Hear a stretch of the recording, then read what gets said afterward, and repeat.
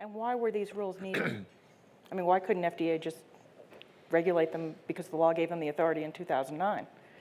Yeah, it's a good question. So the FDA focused on cigarettes first, but what we have realized is since 2009, we've actually seen a dramatic increase in the prevalence of e-cigarette use.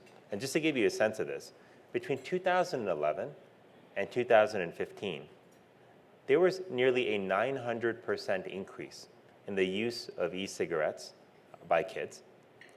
So much so that now more high school kids smoke e-cigarettes than smoke traditional cigarettes. That's a staggering development in a pretty short period of time.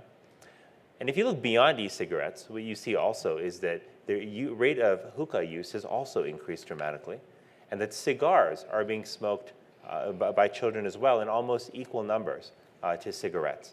So this is a real challenge that we have, because at a time when much of the country thinks that we beat tobacco and that tobacco use is on the decline, we've actually seen the use of these products, particularly e-cigarettes and hookah, actually rise dramatically among our kids. Now, there's a perception, at least, that e-cigarettes are safer than tobacco that you actually smoke. Is that not the case? Well, it's a tough question to answer because we don't actually know what's in e-cigarettes. And there are misconceptions out there about e-cigs. Some people think, for example, that e-cigarettes are harmless, that the vapor that comes out of there is harmless water vapor. It's actually not the case. Most e-cigarettes actually contain nicotine, which is a tobacco product. And we know that the vapor that comes out also contains nicotine. Nicotine is extremely addictive. It's also a chemical that has harmful effects on the developing brain, so particularly in the adolescent brain, on the brain of a developing fetus. So we have to be concerned about both the people who are using e-cigarettes, but also the people who are around them who may be exposed to that vapor. But the truth is that in order to really understand just how dangerous or not dangerous e-cigarettes are, we've got to know what's inside them. And that's actually one of the things that the deeming regulations help us do. Because before e-cigarettes were regulated, there was no requirement for for companies that were making e-cigarettes to disclose ingredients.